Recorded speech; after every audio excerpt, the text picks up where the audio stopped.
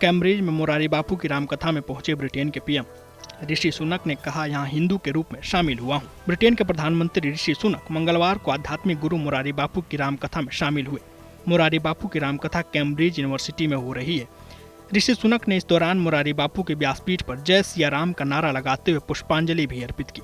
यहाँ मुरारी बापू की रामकथा सुनने पहुंचे ऋषि सुनक ने अपने संबोधन में कहा कि भारत के स्वतंत्रता दिवस के मौके पर मुरारी बापू की रामकथा में उपस्थित होना सम्मान और खुशी की बात है। उन्होंने कहा कि वो यहाँ प्रधानमंत्री के रूप में नहीं बल्कि हिंदू के रूप में शामिल हुए हैं। हिमाचल के शक्तिपीठों पर 17 अगस्त को श्रावणी अष्टमी मेला होगा शुरू। श्री नैना देवी मंदिर को लड़ियों और फूलों से सजाया गया। हिमाचल प्रदेश के शक्तिपीठों पर कल यानी 17 अगस्त से श्रावणी अष्टमी मेला शुरू हो रहा है। इसके लिए मंदिरों में शानदार सजावट की गई है। तस्वीरें बिलासपुर की हैं, जहां श्री नैना देवी मंदिर को लड़ियों और फूलों से सजाया गया है। अभी से ही माता के दर्शन के लिए भक्तों की लंबी कतार लग रही है। ब्रिटेन के पीएम के जय सियाराम नारे से साधु संत हुए प्रसन्न। अयोध्या राम जन्मभूमि मंदिर के मुख्य पुजारी ने की सराहना।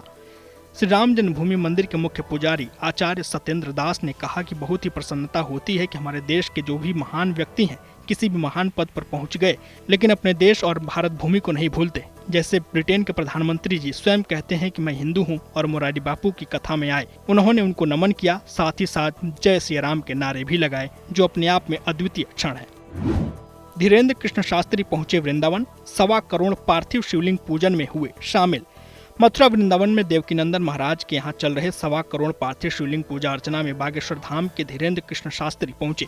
उन्होंने पार्थिव शिवलिंग की पूजा की। उसके बाद मीडिया से मुखातिब हुए। उन्होंने कहा कि बांके बिहारी की कृपा सब पर बनी रहे। प्रियाकांत जी ठाकुर सब पर दया बनाए रखें। राजस्थान करौली के मदन मोहन मंदिर पहुंचे जिला कलेक्टर। मंदिर की व्यवस्थाओं का किया निरीक्षण।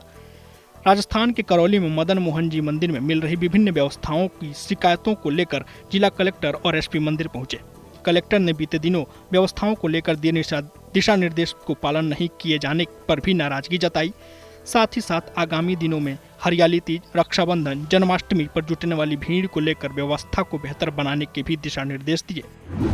बद्रीनाथ धाम में अनिश्चितकाल के लिए बाजार हुआ बंद। पंडा समाज और व्यापार संघ 1 महीने से कर रहे हैं आंदोलन। बद्रीनाथ धाम में मास्टर प्लान महायोजना के तहत विस्थापन नीति स्पष्ट करने की मांग को लेकर पंडा समाज, मास्टर प्लान संघर्ष समिति और व्यापार संघ बद्रीनाथ धाम में अनिश्चितकाल के लिए बद्रीनाथ में बाजार को बंद कर दिया है।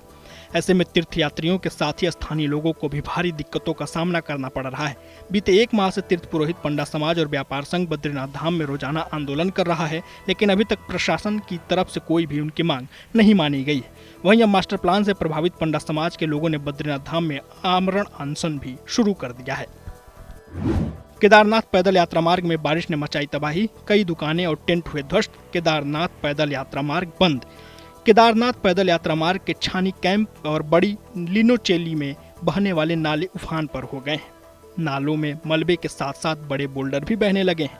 इस दौरान छानी कैंप में कुछ दुकानें बोल्डर की चपेट में आने से ध्वस्त हो गई हैं। साथ ही टेंट कॉलोनी में भी बोल्डर गिर गए। बोल्डर की चपेट में टेंट के अंदर से सो रहा नेपाली परिवार भी आया, जिसमें 3 नेपालियों को सुरक्षित रेस्क्यू किया गया, लेकिन एक नेपाली की मौके पर ही मौत हो गई।